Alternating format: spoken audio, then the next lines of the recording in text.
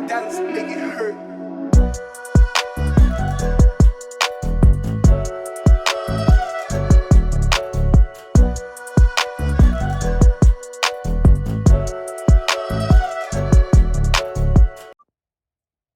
Shalom, shalom.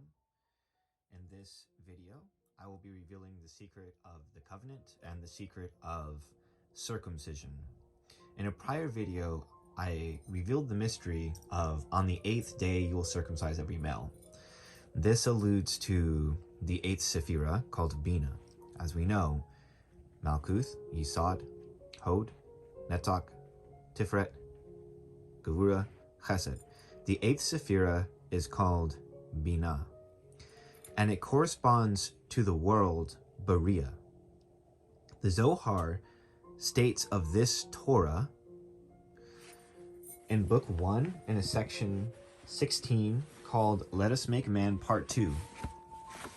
It says here in the Aramaic that the Torah of Beriah is the clothing of the Shekinah. And in English down here it says, furthermore, the Torah of Beriah is the clothing of the Shekinah. What is the Torah of Beriah? Bina is called the mother, as it is written, 7 days under the mother, referring to the lower 7 Sephirot. On the 8th day, a fire offering to Hashem. It's written, do not forsake your mother's Torah. It is written, for your transgressions your mother was put away. Again, we just learned that there is a secret Torah of Beriah, in which it literally is the garment of the Shekinah. The Shekinah, of course, is Malkuth, referred to as the oral Torah. Shekinah also means divine dwelling. This is the true circumcision. Who is the one who is circumcised? The one who has entered the 8th day. For this is what the holy writings tell us. They will be circumcised on the 8th day. It is written, your Torah is a fire, so 7 days under the mother, on the 8th day a fire offering to Hashem. Furthermore, the Hebrew word for circumcision is the same numerical value as the name Elohim, which of course corresponds to the world of Beriah and the secret of Bereshis Bara Elohim, in which the word Bara alludes to the world of Beriah. Now that we've addressed this and the Torah of Beriah, which I will return to the subject on, let us learn about the Shekinah, which it garbs, and the covenant. For that, we will need to address another text. Recently, Yale University translated a text called The Gates of Light, Sha'arei Orei. And this text was written and compiled by a disciple of Abraham Abulafia. It was held in the highest esteem by Yitzhak Luria, also known as the Arizal, Moshe Cordovero, Chaim Vital, of which all of them quote from this text. In fact, you might even consider it to be foundational. This text deals with 10 gates that deal with the Sephirah. Many people used to wonder whether Abraham Abulafia knew the secret of the Zohar. Well, by the works of his prodigy, which would be this text here, the Gates of Light, it is very clear that he must have been a master of the Zohar, considering the fact that the keys presented here in this text are 100% in line with the Zohar. That being said, I will address a small passage from the first chapter regarding the Sephirah of Malkut, and we'll learn exactly what the covenant is. So, we'll find this here. On pages 48 and 49, the keys to the covenant are revealed. Before I address this, we learned that there's a Torah called the Torah of Beriah. This is called the Mother's Torah, which I will address at the end of this video. It should also be known that there's a Torah called Written Torah, and this corresponds to the Sephirah of Tiferet. It is the essence of Zerayinpin. And Malchut is called the Oral Torah. There's a variety of reasons as to why this is. For one, it is written that the earth opened its mouth, and the earth, as we know, is the Sephirah of Malkuth, from which the sages derived that the level of Asiyah, which is the Sephirah of Malkuth, correlates to the mouth. With this understanding, we understand that Malkuth is oral Torah and Tifreth is written Torah. Zerah and Pin, which are the lower six Sephirah, which is personified by the Sephirah of Tiferet, must be united with Malkuth, the feminine aspect. Thus, the oral Torah and the written Torah are synonymous with union. With that understanding, it states here, quoting Exodus, "Write down these words," which refers to the written Torah. "For by the mouth of these words," which refers to the oral Torah, "I make a covenant with you and with Israel." We learn from this that the covenant comes from the oral Torah, and the oral Torah alone. "Write down these words," the written Torah, "for by the mouth of these words," the oral Torah, "I make a covenant with you and with Israel." This is Exodus chapter 36, verse 27. So one sees that a covenant was made on the written Torah when it is interpreted through the oral Torah. He's stating that the covenant is made when the written Torah is interpreted through the oral Torah. As the verse stipulates, "Write down these words, for by the mouth of these words I make a covenant." And I've already alluded to you that mouth refers to the Sephirah of Malkuth, which is also the oral Torah. Now I will teach you a rule. The tablets of the covenant stand in the ark. Malkuth is also called the Ark of the Covenant, and the secret of the verse, the Ark of the Covenant, Adon Kol Aretz, Lord of the earth, in which the word Adon, Lord, is likened to the word Adonai, which is the name of Hashem that personifies the Sephirah of Malkuth. And Lord of the earth, earth, again, as has been explained, is the Sephirah of Malkuth. Thus, all of these things personify the oral Torah, as has been stated. The Ark of the Covenant contains the tablets of the covenant. The tablets of the covenant are found only inside of the Ark, meaning the oral Torah. Thus, the covenant again is alluded to here as the oral Torah. This is also the secret of Hashem resides within Zion, in which Zion is also Malkuth. For those of you who have watched my videos, you should already know that Yod He Vav He refers to the worlds, in which it is written, "He and his name are one." So, "And put them in the ark," which refers to the oral Torah. "So too the written law is interpreted by the oral law. For the ark of the written law is the oral law. As this phrase would indicate, Adonai is the ark for the name Yod He Vav He, in which Adonai is the oral Torah corresponds to the Sephirah of Malkuth. And Yod He Vav He is the name of Hashem that personifies the Sephirah of Tiferet. And I've already explained that this refers to the written Torah. Both the oral Torah and the written Torah cleave together like twin fawns, and about anyone who comes between them it is said, a querulous man splits his friend. Proverbs chapter 16, verse 28. And the one who does this is like a person who has no relationship to God at all. Meaning a person who divides the oral Torah from the written Torah. The written Torah can only be understood through the oral Torah. For this reason, it says, "Write down these words, the written Torah, for by the mouth of these words, the oral Torah, I make a covenant with you in Israel." There is no covenant unless one interprets the written Torah through the oral Torah. This is an understanding that the sages have had this entire time, and oftentimes the religious orthodoxy would come to head with the sages, because the interpretations of the sages has nothing to do with the physical rituals that surround religious dogma. Therefore, the covenant is the one who interprets the Torah, the written Torah, through the oral Torah. Just like circumcision is the one who enters the 8th day and the secret of the mother's Torah. We learn in the Zohar that the Torah of Berea is a garment of the Shekinah. The Shekinah is Malkuth, the oral Torah. We'll address that in a moment. Regarding this, it says, "So when Israel sinned against the oral and written Torah, prophets began to rebuke them, saying, for they have rejected the instruction of Yod He Vav He of hosts." This refers to the written Torah, while the continuation of the verse refers to the oral Torah. When Israel would separate the written Torah from the oral Torah, the prophets would come forth and rebuke them. And so all of the prophets' writings have to deal with rebuking in regards to the separation between the oral and written Torah. Here, the sage quotes the book of Isaiah, in which he says, "Your incense and your new moon and your festivals and your harvest are an abomination, my soul loathes them." Why does it say these things? Because what need would the Creator have of physical sacrifices? Or to what end would the offering of an incense appease him? Of course, these things have to have a deeper meaning, in which they do.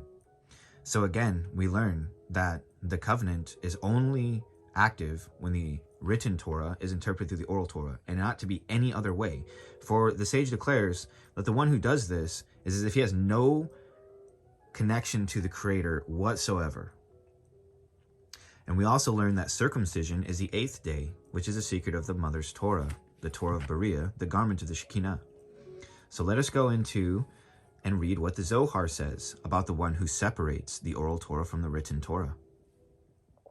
Regarding this in Book 1, Section 20, on pages 290 and 291, it says, regarding the generation which witnessed the separation of the races, they, this group of the mixed multitude, built synagogues and yeshivas, putting the scroll of the Torah and a crown upon its top. This is talking about those who separate the oral Torah from the written Torah. Why? Because the written Torah is the personification of religious institutions, in which we find, as the mixed multitude in regarding the 5 groups, quoting the verse, "Let us build us a city and a tower, and let us make us a name. For that is the generation which witnessed the separation of the races. They, this group of the mixed multitude, built synagogues and yeshivas, putting the scroll of the Torah and a crown upon its top." This is what happens when the Torah is interpreted through written alone, by forsaking the aspect of the oral Torah, which is the only way to interpret these things. For had they taken the oral Torah with the written Torah, then the aspects of circumcisions, for example, mutilation of the genitals, would not have occurred. Why? Because the mutilation of the genitals that we describe as circumcision was, in fact, a practice picked up in Mitzrayim, in ancient Egypt. The Egyptians practiced the art of circumcision, and they carried that out. In no place in the Torah does it explain what circumcision actually is. And I've already explained to you that circumcision is on the 8th day they'll be circumcised. Furthermore, I've also explained to you that the value of the word circumcision is the word Elohim. This all is an allusion to the mother's Torah, for the Sephirah of Bina is called mother. So now let us move on and discuss what is the mother's Torah. So Bina is called Gan, the garden. It's a very simple reason as to why this is, because the 22 Hebrew letters are the 11 fronts. So there's Aleph, Beit, Gimel, Dalet, Hey, Vav, Zain, Chet, Tet, Yud, Kaf. And the 11 backs of the Sephirah, Lamed, Mem, Nun, Samek, Ayin, Fei, Tzadi, Kof, Resh, Shin, Tav. And by looking at the Sephirah of Bina, the front of the Sephirah of Bina is called Gimel, letter Gimel. And the back of the Sephirah of Bina is the letter Nun. Together they spell the word Gan, as in the word garden. Thus, Gan Eden, the garden, alludes to the world of Berea in the Sephirah of Bina. And what is written regarding what is inside of that? He planted trees in the garden. Thus, the mother's Torah, called the Torah of Berea, is interpreted in terms of trees. And regarding these trees, we learn tree, which refer to the 4 worlds. Fruit, which refer to the individual Sephirot within those worlds. Containing seed, which the word seed, zerah, is a permutation of the word zer, and alludes to partsufim, or groupings of the Sephirot, which create sub-constructs containing tree, in which alludes to sub-Sephirot. So we have tree, worlds, fruit, Sephirah, containing seed, partsufim, constructs, and containing tree, which allude to the sub-Sephirot. This, in essence, is the secret of the Torah of Berea. Now, I'll give you an example of the Torah of Berea and the difference between moralistic interpretation, societal, cultural interpretation, theological interpretation, and the sage's interpretation as through the Mother's Torah. Without further ado, let us give an example. So we have before us a tree, and as it was explained, the Mother's Torah is interpreted through trees. The tree is constructed in the secret of the following verses. Wisdom, Chokmah, built a house of 7 pillars. Chesed, Gevurah, Tiferet, Netzach, Hod, Yisod, Malkut. Established it with Tavuna, understanding, which is Bina, and filled it with Da'as, knowledge. Thus, the tree of life and its Sephirah is not an outside concept, foreign to the Holy Writings. It originated inside of the Holy Writings. And furthermore, it is even alluded in the New Testament, in which he says, the man who is on top of his house, do not go back into his house. Well, we just learned that wisdom built a house with 7 pillars. For it goes on to say that 7 evil spirits will enter in there with that man. And again, in another place, he says, how can I go back into my mother's womb? And he says, you're a sage of Israel, and you do not know this. And the fire of the Mother's Torah is likened to, I have not come but to bring fire to the world, and many other places.